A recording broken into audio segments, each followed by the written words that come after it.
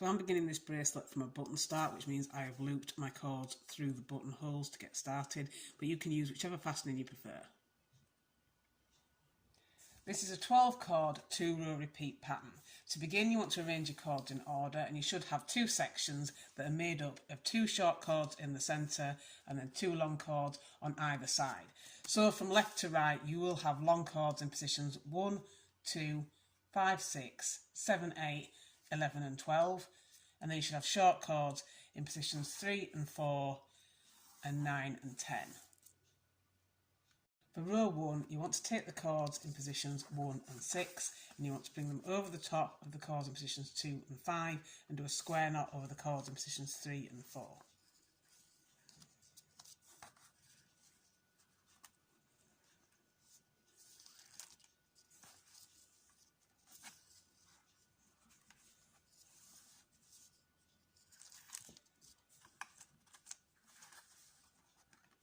And these will then switch positions with the cords that were in positions 2 and 5.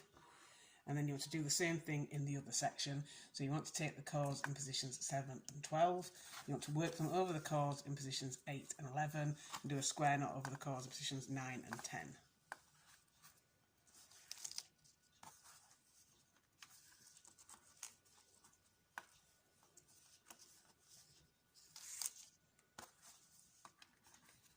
And then as you did in section 1, these will switch positions with the cords that were in positions 8 and 11.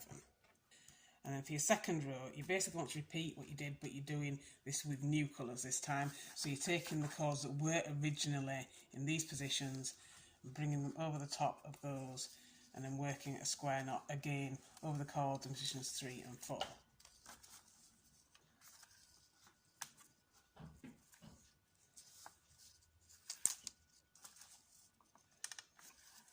And then again, you want to switch the colour position. And then you have to do the same thing in the other section, again taking the cords that are now in position 7 and 12 and working a square knot over the cords in positions 9 and 10.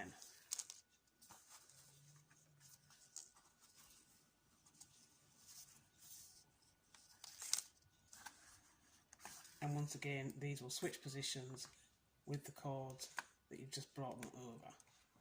And before you want to continue with your next row, you want to take the cords in positions 6 and 7 and you want to swap their positions.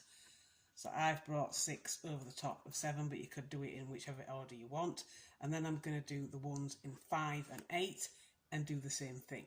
So again, I'm bringing 5 over the top of 8 and then putting them back into position. And then I want to repeat what I did in row 1.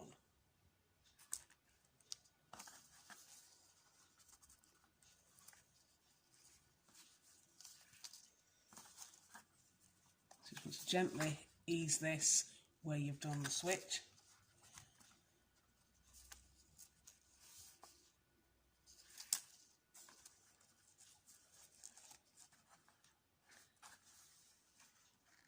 And then like you did before, just switch the positions of these cords in this section and then do the same thing at this side.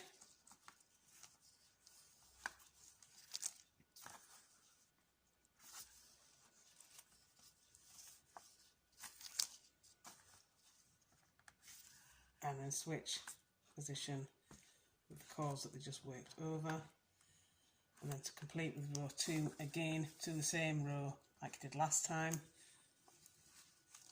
But you're just easing it where you've done your switch over in the centre.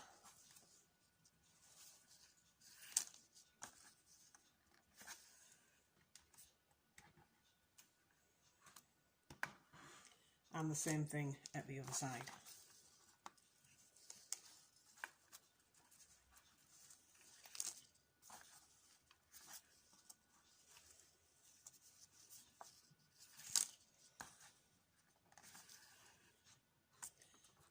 And then switch your cord positions.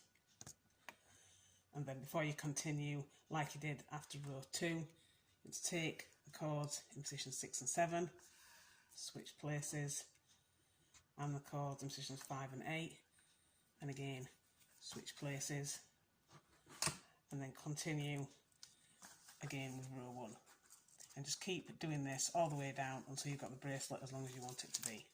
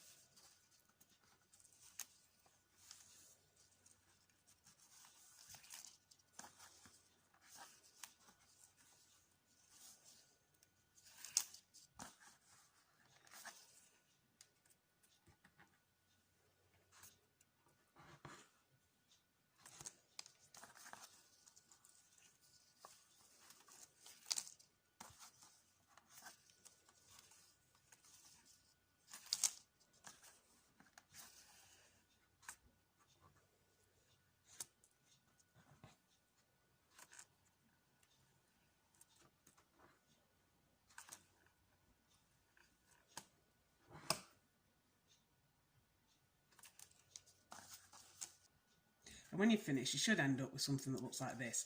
So I began with a button, so I've done a buttonhole closure, but you could do whichever fastenings you prefer. And this bracelet pattern also looks different on the other side, and you can wear it either way around that you want.